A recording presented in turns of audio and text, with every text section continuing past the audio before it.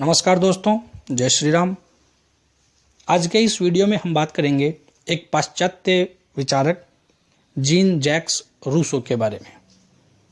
Jean Jacques Rousseau एक ऐसा विचारक, ऐसा दार्शनिक जिसकी कोई औपचारिक शिक्षा नहीं हुई, जिसके जीवन के प्रारंभिक वर्ष बहुत ही दयनीय हालत में बीते, अनेक प्रकार की कुसंगतियों में वो रहे। उसके बावजूद उनका खुद का जो आत्मज्ञान था वो प्रकट हुआ और उन्होंने पूरे विश्व के सामने अनेक दार्शनिक अवधारणाएं रखी। उनको लोकप्रिय संप्रभुता का प्रणेता या प्रत्यक्ष लोकतंत्र का प्रणेता भी कहा जाता है। तो आइए देखते हैं जीन जैक्स रूसो के बारे में। परिचय: ये प्रसिद्ध थे प्रत्यक्ष लोकतंत्र के प्रणेता के नाम से। इनको प्रत्यक्ष लोकतंत्र का प्रणेता माना जाता है। इनका जन्म 1712 ईस्वी में स्विट्जरलैंड के जेनेवा शहर में हुआ था। पिता का नाम था आइजक। ये एक घड़ी साज थे, बहुत ही गरीब किस्म के व्यक्ति थे। इनकी माता का नाम था बर्नार्ड रूसो और इन्होंने एक सिद्धांत दिया था, सामान्य इच्छा का सिद्धांत। तो लोकतंत्र का प्रणेता इनको कहा जाता है। जेनेवा स्विट्जरलैंड में इनका जन्म हुआ। पिता घड़ी साज थे, नाम था आइजक। माता का नाम बर्नार्ड रूसो और इनके सिद्धांत का नाम था सामान्य इच्छा का सिद्धांत। अब इनकी कुछ प्रमुख पुस्तकों के बारे में बात करें। इनकी पुस्तक है कला और विज्ञान के नैतिक प्रभाव पर एक निबंध। कला और विज्ञान के नैतिक प्रभाव पर एक निबंध। A discourse on the moral effects of the arts and science. A discourse on the moral effects of the arts and science. दूसरी पुस्तक है विषमता पर चर्चा, बहुत चर्चित पुस्तक थी। Discourse on the origin of inequality among man. इसके बाद में जिस पुस्तक की वजह से ये बहुत चर्चित हुए वो थी सामाजिक समझौता, the social contract. The social contract, सामाजिक समझौता। इसके अतिरिक्त the Emile, the confession, letters de la Montagne और द डायलॉग्स, ये कुछ इनकी प्रमुख पुस्तकें हैं। इनमें स्पेशली आपको सोशल कॉन्ट्रैक्ट, द इमाइल और द कन्फेशन याद रखना है। तो ये प्रमुख पुस्तकें थी, एक बार मैं फिर से देख देता हूँ। A discourse on the moral effects of the arts and science. Discourse on the origin of inequality among man. The social contract, the Emile, the confession, letters de la Montagnes और द डायलॉग्स, ये इनकी प्रमुख पुस्तकें थी। अब बात करते हैं इनके जो महत्वपूर्ण कथन थे उनके बारे में। तो सबसे पहले रूसो ने सोशल कॉन्ट्रैक्ट जो बुक थी उसका जो प्रारंभ है वो इसी वाक्य से किया था और ये रूसो का एक अमर वाक्य है। रूसो ने कहा, मनुष्य स्वतंत्र पैदा हुआ है परंतु वह सर्वत्र बेड़ियों से जकड़ा हुआ है। मनुष्य स्वतंत्र पैदा हुआ है परंतु वह सर्वत्र बेड़ियों से जकड़ा हुआ है। इस कथन की प्रासंगिकता हम आगे देखेंगे। अगला स्टेटमेंट लियो स्ट्रॉस का है। उन्होंने कहा, रूसो राजनीतिक दर्शन में आधुनिकता की दूसरी लहर के प्रवर्तक हैं। लियो स्ट्रॉस ने कहा, रूसो राजनीतिक दर्शन में आधुनिकता की दूसरी लहर के प्रवर्तक हैं। वाहन ने कहा, रूसो का राज्य शीश कटा लेवियाथन है। रूसो का राज्य शीश कटा लेवियाथन है। इसके बाद रूसो ने अपनी पुस्तक जो सोशल कॉन्ट्रैक्ट थी उसका जो प्रथम संस्करण था उसके मुख्य पृष्ठ पर ही कटे सिर वाले लेवियाथन का चित्र दिया था। तो ये भी आपको याद रखना है, कई बार पूछ लिया जाता है। रूसो ने अपनी पुस्तक सोशल कॉन्ट्रैक्ट के प्रथम संस्करण के जो मुख्य पृष्ठ था, फ्रंट पेज था, उस पर कटे सिर वाले लेवियाथन का चित्र दिया था। इसके बाद रूसो ने कहा, ब्रिटेन के लोग 5 साल में एक बार स्वतंत्र होते हैं। ब्रिटेन के लोग 5 साल में एक बार स्वतंत्र होते हैं। क्यों? क्योंकि उन्होंने प्रतिनिध्यात्मक शासन अपनाया है जो 5 वर्ष बाद सत्ता परिवर्तन से बदलता है। और रूसो ने एक बहुत ही महान वाक्य कहा, वो था प्रकृति की ओर चलो, बैक टू नेचर, प्रकृति की ओर चलो। तो ये कुछ महत्वपूर्ण कथन थे। मनुष्य स्वतंत्र पैदा हुआ है, सर्वत्र बेड़ियों से जकड़ा हुआ है, रूसो ने कहा। रूसो आधुनिकता की दूसरी लहर के प्रवर्तक हैं, लियो स्ट्रॉस ने कहा। रूसो का राज्य शीश कटा लेवियाथन है, वाहन ने कहा। और सोशल कॉन्ट्रैक्ट के फ्रंट पेज पे उन्होंने शीश कटे लेवियाथन का चित्र भी दिया था। ब्रिटेन के लोग 5 साल में एक बार स्वतंत्र होते हैं, ये भी रूसो ने कहा। और प्रकृति की ओर चलो, ये भी रूसो की मान्यता थी। अब बात करते हैं हम इनके विचारों की। तो सामाजिक समझौता सिद्धांत पर रूसो के विचार क्या थे, इसको देखें, बहुत इंपॉर्टेंट है। सामाजिक समझौता सिद्धांत पर रूसो के विचार। तो थॉमस हॉब्स और जॉन लॉक, इनके अलावा रूसो तीसरा दार्शनिक था जो सामाजिक समझौता सिद्धांत का समर्थक था। थॉमस हॉब्स और जॉन लॉक, इनके बारे में हम बात कर चुके हैं। अगर अभी तक आपने वो वीडियो नहीं देखा है तो मेरी वीडियो सेक्शन में आप उसको देख सकते हैं। तो थॉमस हॉब्स और जॉन लॉक के अलावा रूसो तीसरा दार्शनिक था जो सामाजिक समझौता सिद्धांत का समर्थन करता था।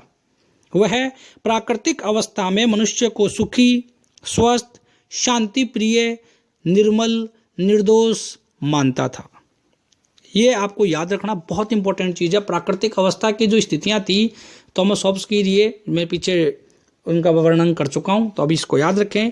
रूसो के अनुसार प्राकृतिक अवस्था में जब सभ्यता का विकास नहीं हुआ था उस समय मनुष्य बहुत सुखी था, स्वस्थ था, शांति प्रिय था, एकांतवासी था, आनंदित रहने वाला था, बिल्कुल निर्मल, निर्दोष, निष्कपट था। ये आपको याद रखना, ऐसा रूसो का मानना था। रूसो के अनुसार जब व्यक्ति प्राकृतिक अवस्था में था तो वह एकांत प्रिय और स्वस्थ था, उसमें सभ्यता नहीं थी, उसमें सभ्यता का विकास नहीं हुआ था। वो अकेला रहता था, जैसे जंगली जानवर रहते हैं उस तरीके से वह भी अकेला ही रहता था। उस वक्त किसी व्यक्ति के पास कोई घर नहीं था, कोई संपत्ति नहीं थी, वो प्रकृति में रहता था। सब अपने अपने जीवन के स्वामी थे, उनमें कोई आपसी भेदभाव या वैर भावना, मारपीट वगैरह कुछ नहीं होती थी। बस इतना सा है कि उसमें कोई सभ्यता नहीं थी। इसके बाद यह जो स्थिति थी, इस स्थिति को उसने कहा है आदर्श बर्बर। आदर्श बर्बर की अवस्था का है प्राकृतिक अवस्था को। किसने कहा है? रूसो ने। और क्यों कहा है? तो यहाँ पे इन दोनों शब्दों को आपको समझना है। आदर्श, आदर्श का मतलब होता है जो अच्छे होते हैं। तो अभी मैंने ऊपर जो जितने गुण बताए प्राकृतिक अवस्था के वो सभी आदर्श हैं। और बर्बर, बर्बर का मतलब है कि जंगली जानवर के जैसा। तो आदर्श बर्बर था, यानी कि जंगली तो था लेकिन अच्छा जंगली था, उसमें किसी प्रकार के कोई अवगुण नहीं थे, वह दोष रहित था। रूसो के अनुसार प्राकृतिक अवस्था में जो एक व्यक्ति है वह बिल्कुल भोला बाला और अज्ञानी बालक के जैसा सादगीपूर्ण रहता था, उसमें किसी प्रकार का कोई छल कपट की भावना नहीं थी। इसलिए उसने इस स्थिति को आदर्श बर्बर की संज्ञा दी है। ये आप स्पष्ट रखें। स्पष्ट है रूसो की प्राकृतिक अवस्था थॉमस हॉब्स के जैसी न तो युद्ध की स्थिति थी और न ही जॉन लॉक के जैसी शांति की स्थिति थी।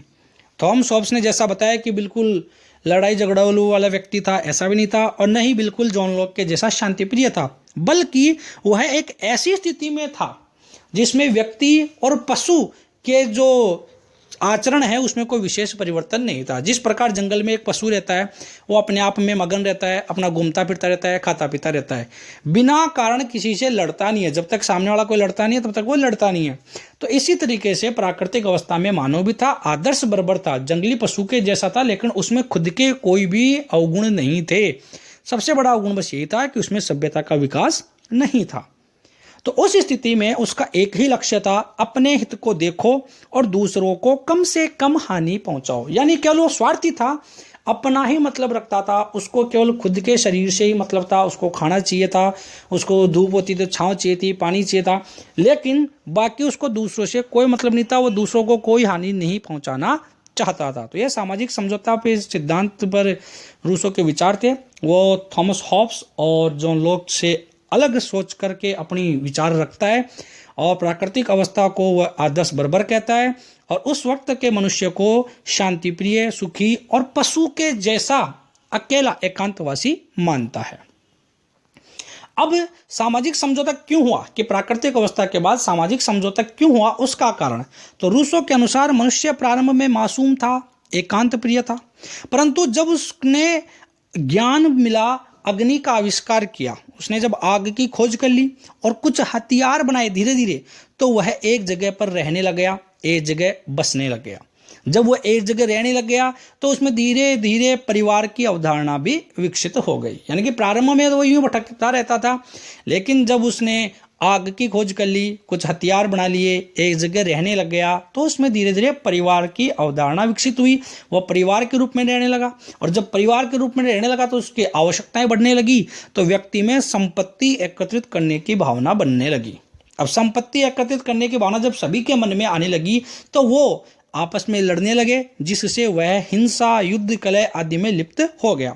इस तरह धीरे धीरे वह सांसारिक मोह माया की बेड़ियों में जकड़ता गया।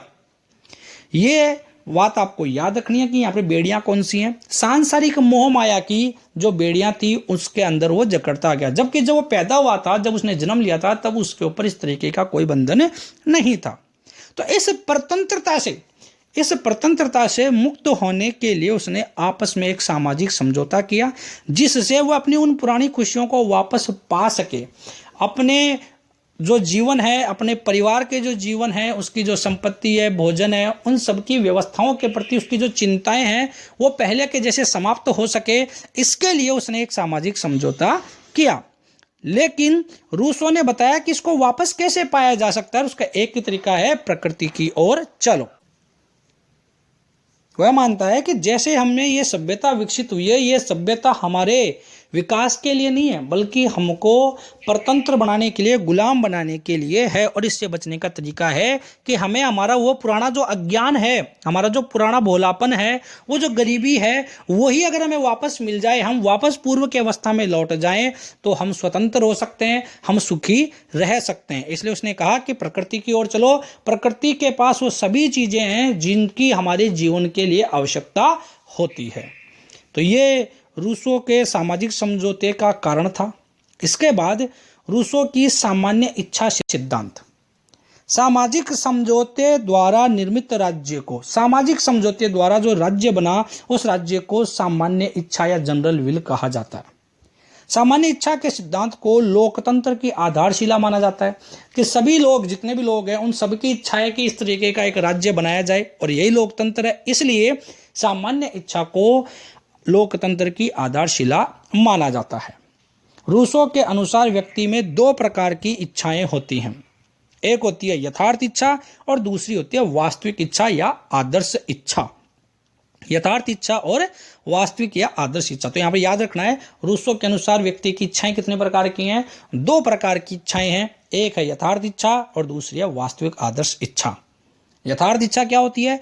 यह व्यक्ति के खुद के स्वार्थ पर आधारित है, जिसमें केवल अपना ही भला सोचता है, जिसमें वह केवल अपना ही भला बुरा सोचता है। और एक अस्थायी इच्छा होती है। अस्थायी इसलिए क्योंकि प्रतिदिन मनुष्य की आवश्यकताएं बदलती जाती हैं और उसके अनुसार उसकी इच्छाएं भी बदलती जाती हैं। तो ये क्या है? यथार्थ इच्छा है, और ये अस्थायी है, प्रतिदिन परिवर्तित होती रहती है। एक है आदर्श इच्छा। यह सभी मनुष्यों की, पूरे समाज की वह इच्छा है जो सामाजिक हित को प्रेरित करती है। सभी लोग अपने स्वार्थ से जब हटकर समाज हित या देश हित के बारे में सोचते हैं, तो जो राय निकल करके आती है, जो इच्छा निकल करके आती है, वो कॉमन होती है, वो कभी बदलती नहीं है, परमानेंट रहती है कि हमारा देश ऐसा होना चाहिए, हमारे देश के नागरिक ऐसे होने चाहिए। तो वो जो थिंकिंग है वो कभी चेंज नहीं होती है। तो ये जो भावना है, ये जो इच्छा है, ये परोपकार और जन कल्याण की भावना पर आधारित होती है। परोपकार और जन कल्याण की भावना पर आधारित होती है। ये वास्तविक इच्छा है, और इसी वास्तविक इच्छा को सामान्य इच्छा या जनरल विल कहा गया है। तो याद रखें कि रूसो ने दो प्रकार की इच्छाएं बताई, यथार्थ इच्छा, वास्तविक इच्छा। जो खुद के स्वार्थ के लिए होती है वो यथार्थ इच्छा, और जो देश हित में होती है, समाज के कल्याण के लिए होती है, वो आदर्श इच्छा है। और ये जो आदर्श इच्छा है, इसी को सामान्य इच्छा माना गया है, और इसी को लोकतंत्र की आधारशिला भी कहा जाता है। सामान्य इच्छा का तात्पर्य बहुमत की इच्छा नहीं है। बहुमत का मतलब ये नहीं है कि बहुत सारे लोग मिलकर के अगर कुछ गलत इच्छा भी रखेंगे तो वो भी सामान्य इच्छा हो जाएगी, ऐसा नहीं है। यह कुछ लोगों की इच्छा भी हो सकती है और कुछ से ज़्यादा लोगों की इच्छा भी हो सकती है, लेकिन शर्त यह है कि संपूर्ण समाज के हित के लिए होनी चाहिए। तो सामान्य इच्छा केवल बहुमत की इच्छा नहीं है, ये समाज हित में होनी चाहिए, फिर चाहिए कुछ लोगों की भी हो सकती है। जो सामान्य इच्छा का पालन नहीं करेगा उसे इसका पालन करने के लिए बाध्य किया जाएगा। जो सामान्य इच्छा का पालन नहीं करेगा उसे इसका पालन करने के लिए बाध्य किया जाएगा, दबाया जाएगा। इसीलिए रूसो को फासीवाद का दार्शनिक पिता भी कहते हैं। रूसो को फासीवाद का दार्शनिक पिता कहते हैं, क्योंकि उसने कहा कि जो सामान्य इच्छा का पालन नहीं करेगा, क्योंकि यहाँ पर जो सामान्य इच्छा वही राज्य की इच्छा है, वही कानून है, और जो कानून का पालन नहीं करेगा उसको बाध्य किया जाएगा, प्रेशराइज किया जाएगा कि आपको ये नियम मानने ही होंगे। इसलिए उसको फास्यवाद का दार्शनिक पिता कहते हैं। सामान्य इच्छा किसी एक अंग विशेष में नहीं होती है, बल्कि पूरे समुदाय में होती है, यानी इसका कोई एक प्रतिनिधि नहीं होता है। तो ये अप्रतिनिध्यात्मक होती है। ये सामान्य इच्छा के गुण हैं, तो आप याद रखें कि ये किसी एक व्यक्ति विशेष की नहीं है, ये पूरे समुदाय पर लागू होती है, पूरे समुदाय की में निहित होती है, इसलिए इसका कोई एक व्यक्ति प्रतिनिधित्व नहीं कर सकता है। यह इच्छा किसी को हस्तांतरित नहीं की जा सकती है, यानी कि ये अदेय होती है।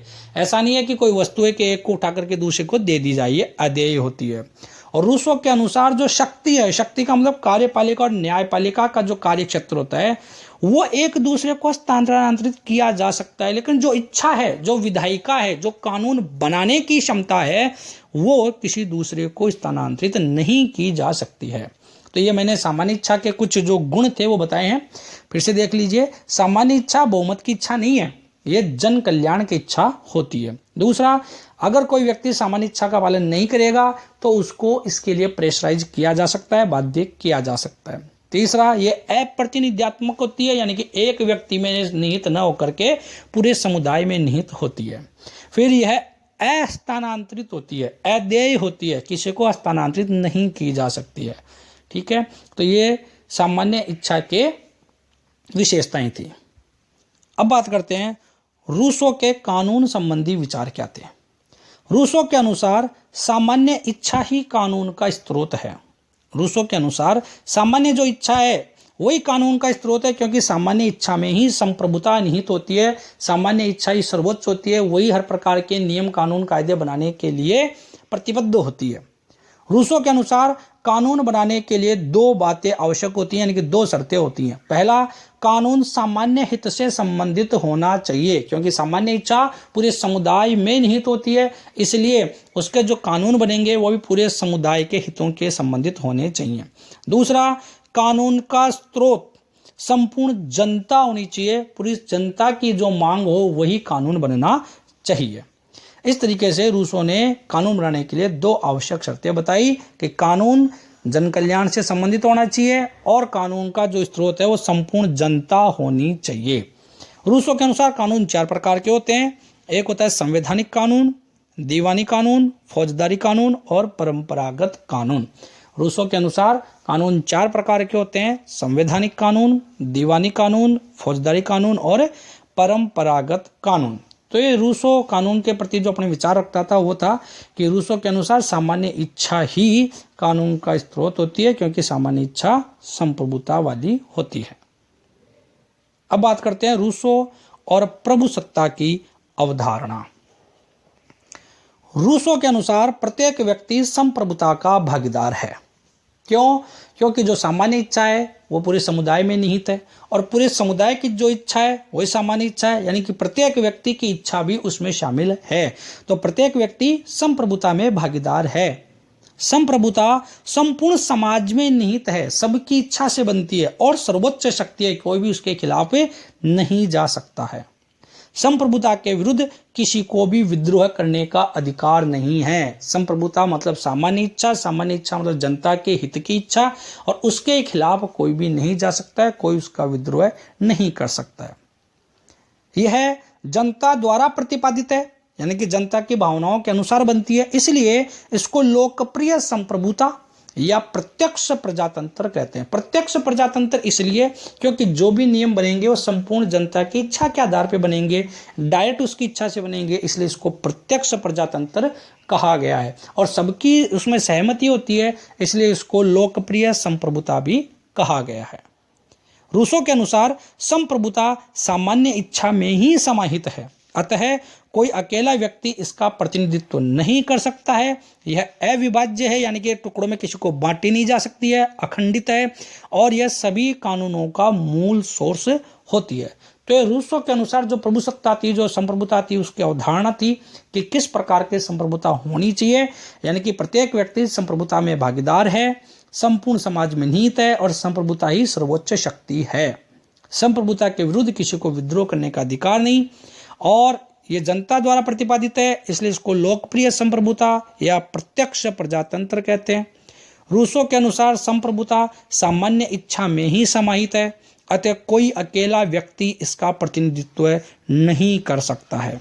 यह अविभाज्य है और अखंड है, इसको तोड़ा नहीं जा सकता है, और यह सभी कानूनों का मूल स्रोत है। इसके बाद में अपन तुलना करते हैं रूसो की सामान्य इच्छा और थॉमस हॉब्स के लेवियाथन में समानता और असमानता की बात करेंगे। तो रूसो की सामान्य इच्छा और थॉमस हॉब्स के लेवियाथन में समानता देखें तो दोनों ही, यानी कि सामान्य इच्छा सर्वोच्च शक्ति है और थॉमस हॉब्स ने भी लेवियाथन को सर्वोच्च शक्ति माना था, तो दोनों ही निरंकुश हैं, उनके ऊपर किसी और का नियंत्रण नहीं है। दोनों ही सर्वोच्च शक्ति हैं, दोनों की आज्ञा का पालन करना सबके लिए अनिवार्य है। दोनों संगठित और अखंड इकाई हैं। दोनों ही सभी प्रकार के कानूनों का मूल स्रोत है, यानी कि कोई भी कानून बनेगा तो हॉब्स के अनुसार तो कानून बनाने का संपूर्ण अधिकार लेवियाथन को है, और रूसो के अनुसार कानून बनाने का संपूर्ण अधिकार सामान्य इच्छा को दिया गया है। तो दोनों ही कानूनों का मूल स्रोत है। दोनों ही राज्य का व्यक्तियों के संपूर्ण जीवन पर अधिकार मानते हैं। तो ये सामान्य इच्छा और लेवियाथन में समानता थी। एक बार फिर से देख लीजिए, दोनों ही राज्यों को निरंकुश मानते हैं, दोनों ही सर्वोच्च शक्ति हैं, दोनों की आज्ञा का पालन करना सबके लिए अनिवार्य है, दोनों संगठित और अखंड इकाई हैं, दोनों ही सभी कानूनों का मूल स्रोत हैं, और दोनों ही राज्य का व्यक्तियों के संपूर्ण जीवन पर अधिकार मानते हैं। अब हम बात करते हैं रूसो की सामान्य इच्छा और थॉमस हॉब्स के लेवियाथन में कुछ समानताएं होने के बावजूद उनमें अंतर क्या है, क्या असमानताएं हैं। तो हम देखते हैं कि सामान्य इच्छा जो है वो आंगिक राज्य की स्थापना करती है, आंगिक राज्य की स्थापना करती है, जबकि लेवियाथन एक यांत्रिक राज्य की स्थापना करता है। सामान्य इच्छा न्याय और नैतिकता पर आधारित है, जबकि लेवियाथन केवल शक्ति पर आधारित है। सामान्य इच्छा संपूर्ण जनता संप्रभु होती है, यानी कि इसमें जितने भी नियम बनेंगे या पूरा जो नियंत्रण है वो संपूर्ण जनता में निहित होता है, जबकि लेवियाथन इसमें जो संप्रभु है, यानी कि जो शक्ति है वो केवल एक व्यक्ति में निहित होती है या कुछ व्यक्तियों के समूह में निहित होती है, संपूर्ण जनता में उसकी कोई भागीदारी नहीं होती है। इसके बाद में संप्रभु केवल विधि निर्माता है, यानी कि सामान्य इच्छा केवल विधि निर्माता ही है, वह विधायिका का कार्य करती है, कानून बनाने का कार्य करती है, जबकि लेवियाथन जो है वो विधि निर्माता और न्यायाधीश दोनों का कार्य करता है।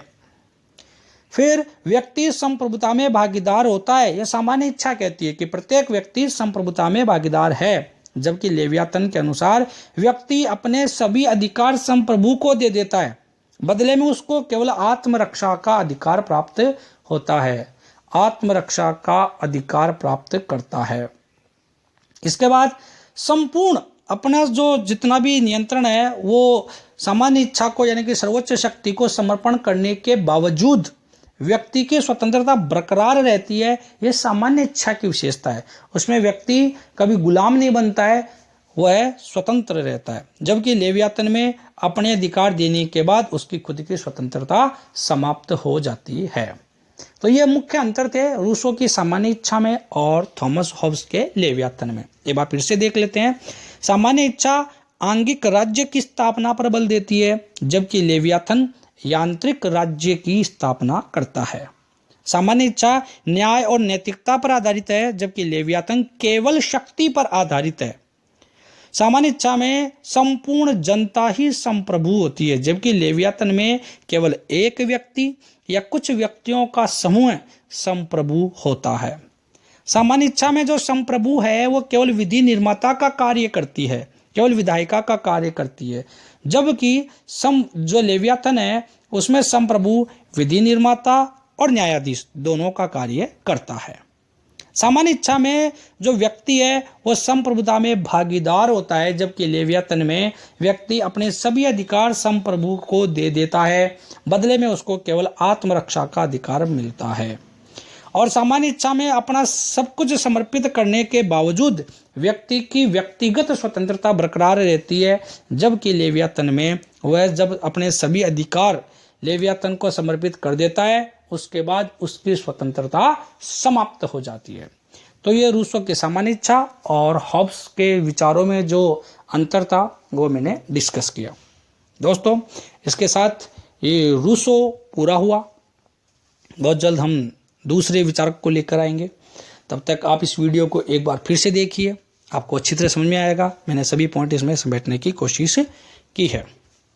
साथ ही दोस्तों आपसे एक विनम्र अपील है, देश को आत्मनिर्भर बनाने में अपना योगदान देवें।